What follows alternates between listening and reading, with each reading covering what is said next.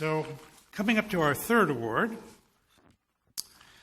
The third award is the Game Changer. So please welcome David Redmond from Proofpoint to present that award. Devin. Sorry, Devin. Apologize. Thanks. I said Damon? Devin. Thank you, Geoffrey. It's a pleasure to be here. What a fantastic night. I almost forgot I had to come up and do an introduction because I was so enthralled in the conversations. Let me introduce myself, Devin Redmond. I'm the co-founder and GM of NextGate Social Media Security and Compliance, which is a division of Proofpoint. But what I want to start by saying is not all products and services are created equal. Some are nice to have, and some so significantly change the world that you can't imagine how it was before them. Today, the way we work, it's impossible to imagine our business lives without social networking. So when you think about that, what we try to bring to that environment is help companies embrace social networking, drive their adoption and growth, but still retain the security and compliance that they have to have in order to drive that adoption. It's the terrific kind of synergy around what we do in the marketplace around driving that security and compliance with our customers and partners that makes it such a pleasure to present this award. This award goes to a company that really fundamentally changes the way we work today in environments today. It changes the way professionals connect. It changes the way professionals become productive and successful out there. And it does that in a way that really allows us to drive a more personal connection across all of the people that we've worked with in those environments. So the most important thing to think about this is that this product and technology and this award goes to a company that's created an indispensable innovation around both technology and business. With that, I would like to present the 2015 Game Changer Award to LinkedIn. Accepting that on behalf of LinkedIn is Alan Blue. Joining Alan, it's going to be Susan Lund.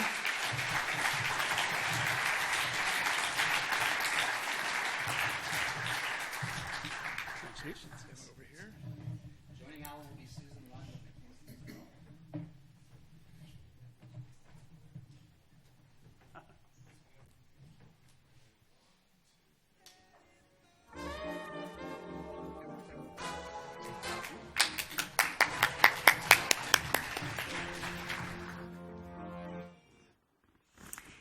Alan, it's a pleasure to be here tonight with you. LinkedIn has truly been game-changing.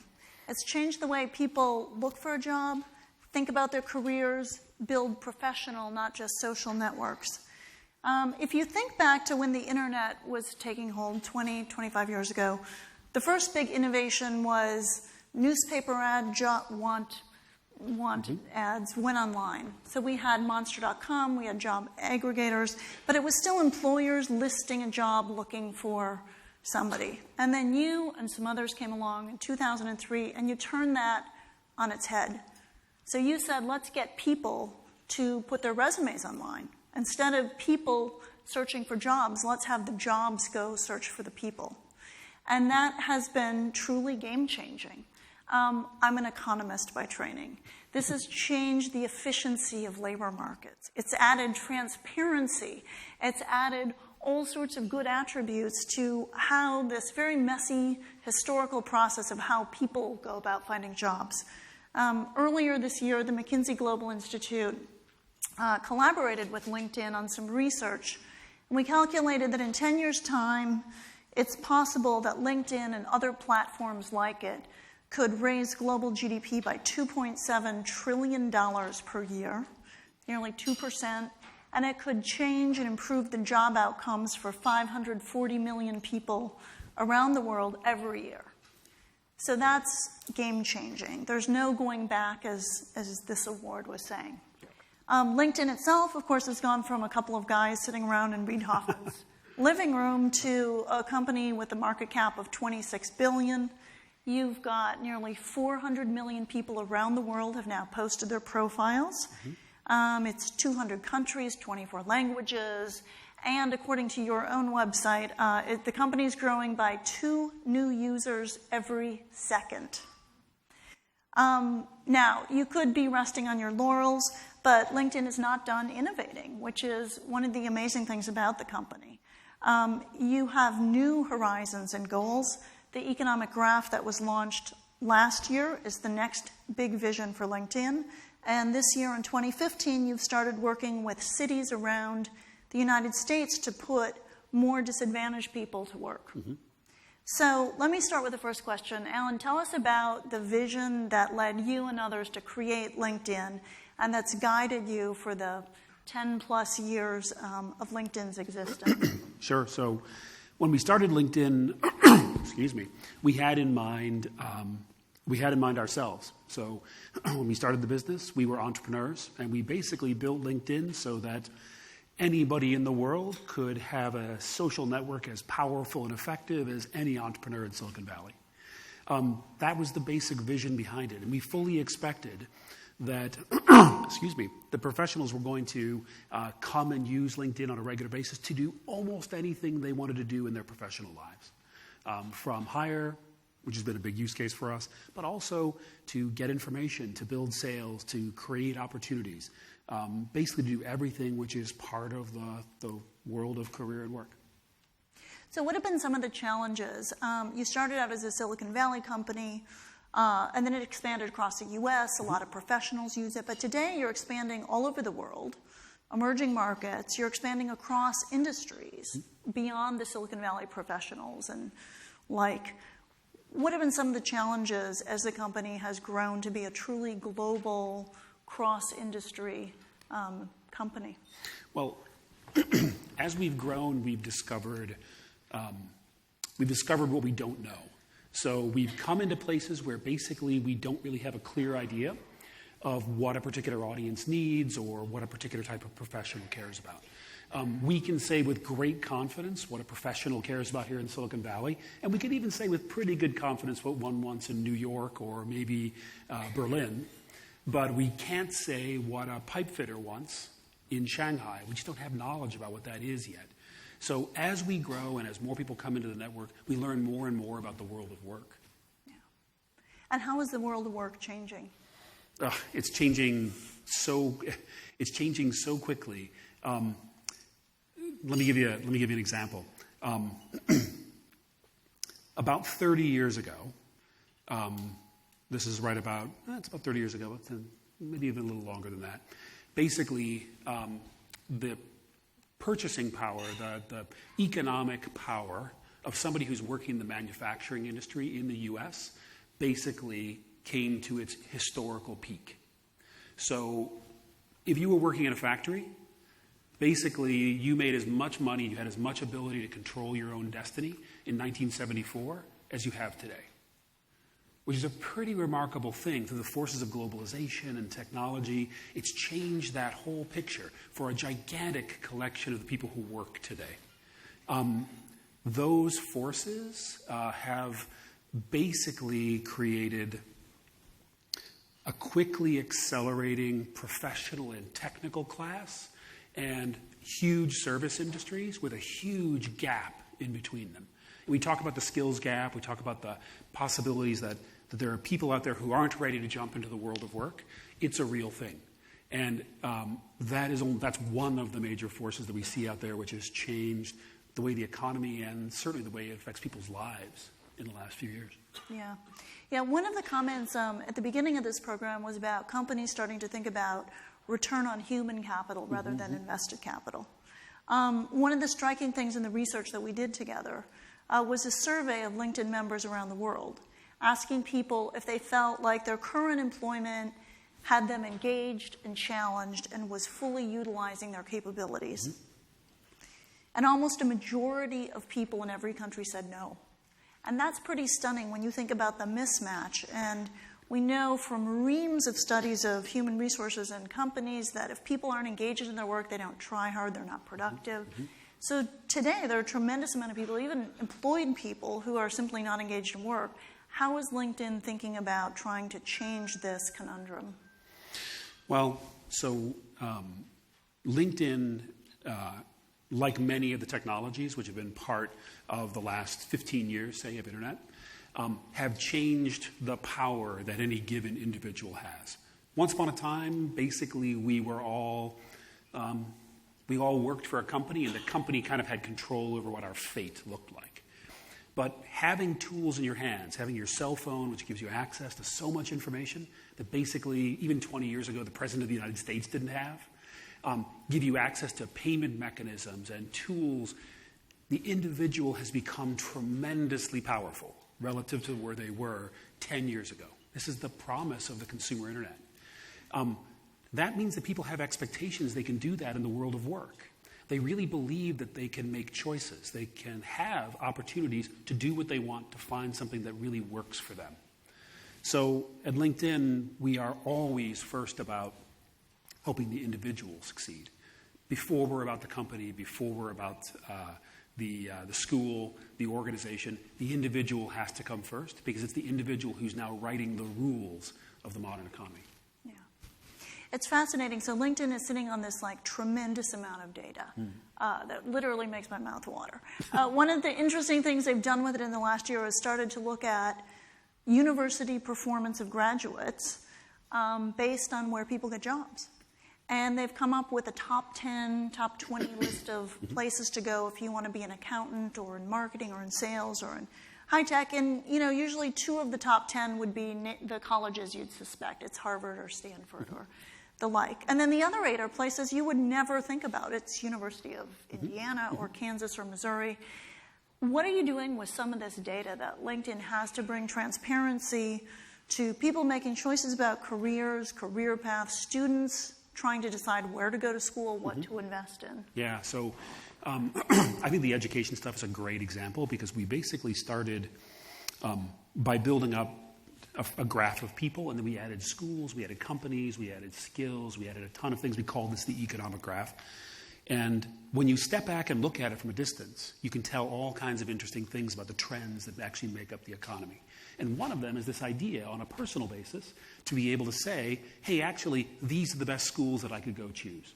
So earlier this year, we partnered with New York City and basically are providing them a whole bunch of aggregated data which helps the mayor and his team pick the schools which are producing the best technology results in New York, mechanisms by which they can figure out which skills are actually required in the city. How do they keep more talent there? How should the City University of New York choose its curriculum in terms of the things they actually teach? That kind of information actually makes it possible to make much better and more data-driven choices about how you govern, how you run your company, how you run your school. Those are ways in which we believe we can have some of the impact you were talking about. Yeah. That's great. Tell us more about what you're doing with the Markle Foundation. They have an initiative called Rework America, and it's about using technology to put disadvantaged people into the workforce and giving them the skills that they need and the jobs. And I know LinkedIn is partnering now with a couple cities and states to try to make this a reality. Yeah, it's interesting. So one of the challenges we faced over time is, as we've grown, we've gotten more people who are not professionals, but what we call middle skill or high skill workers coming into LinkedIn. And the interesting thing is we've already got employers who are there. We were talking at the table about Pacific Gas and Electric and a few others who are seeing really major changes in the way they can hire. PG&E thinks that about 50% of their employees are going to retire in the next 10 years. 50%. And a lot of that has to do with the fact that they aren't able to bring people in at the entry level anymore because they can't find people with those skills. Alcoa, when we talked to them, said that there are currently 600,000 open jobs in the world of advanced manufacturing. And that number is going to grow to 4 million by 2025. Okay? That is a huge amount of opportunity. And the great thing about it is that every single one of those jobs is a job with a big future. It's not like it's going to a place where you're going to do retail and you may stay that way for the rest of your life. If you become a welder on an oil rig, your starting salary is $100,000 a year, which is a remarkable start for somebody who could theoretically get there quickly right after high school. So what we're doing in Phoenix and Colorado with the Markle Foundation is we're trying to create a system where we can marry education together with jobs so that those people who come out with that high school education not only see the job they might want to take, but also have direct access to the education they need in order to be able to get that job. And we think if we can make it work in those places, we can make it work anywhere. And if we can make it work anywhere, I hope we can finally make some progress on closing that skills gap. Basically by making all of this available and by helping the companies, the schools, and the people work together. Yeah. It's a powerful vision. When we think about technology and jobs, the first thing most people think about is automation of jobs. We don't have any more jobs. There aren't jobs. And what I love about LinkedIn is this idea that we're bringing technology as part of the solution to making people understand the skills they need, what they need to do, and how to get a career. Let's turn really quickly to you because you have such a unique background. Yeah. Alan started out in drama and spent the first couple years of his career in theatrical lighting and set design. Somehow you made it into the tech world, and now you've had this incredible journey seeing LinkedIn from concept to what it's become today. What are the things you're going to take away from this whole experience, besides, of course, the money? So I think, so one of the amazing things, I know many people in the room have had this experience because a lot of you are entrepreneurs and have done amazing things. But the thing I'm going to take away is that fearlessness that you can actually go out and do anything. It's actually having gone and built something which is really successful leads you to believe that you could do it, that in fact anybody could do it. So all those fears I know I used to have about am I going to be able to do something good or something interesting or whatever, I now know it's possible. And I know that we didn't start with a huge amount and we were able to make great things, and I know that's possible for anybody. It makes me very optimistic. Thank you.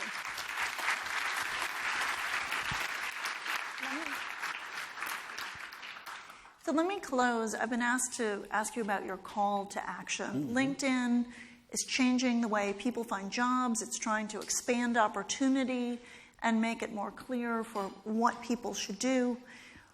You've built this incredible company. Everyone in this room we're sitting here in Silicon Valley, tremendous brain power, tremendous energy and drive. What's your call to action to those in this room to actually go out and change the world in a game-changing way?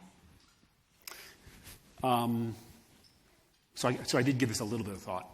You know that idea that we're trying to make work in Phoenix and Arizona, this idea that basically we could create a kind of a new education system which basically encourages people to go directly out of high school through the training they need and into a great career. Skipping some of the more traditional education which is out there, which isn't really closely aligned with career outcomes. There's a great organization that LinkedIn has worked with really closely. It's called Year Up. Has anybody heard of Year Up? Some of you might have heard Year Up. Year Up is an amazing org. What they do is they take what is termed opportunity youth. In other words, basically kids from high school who don't have a lot of likelihood to go to college. And they put them into a one-year internship at a tech company. And basically, that person becomes an IT specialist during that period of time, during that 1 year up.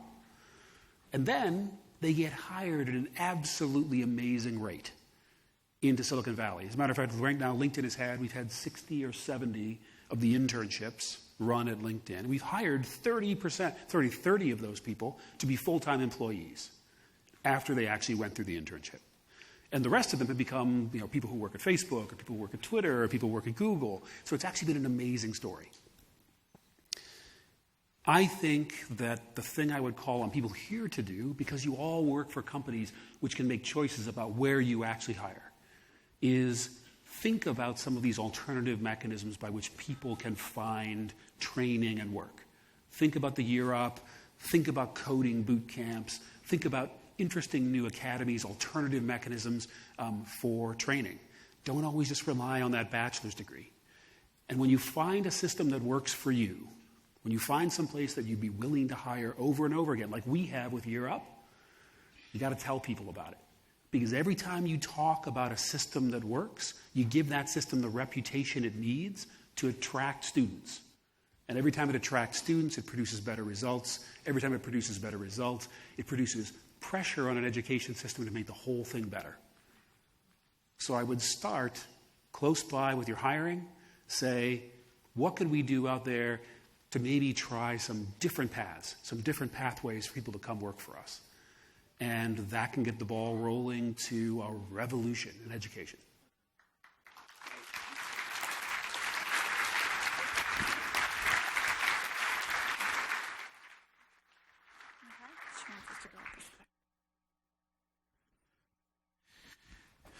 Okay, and now we come to our final award of the evening.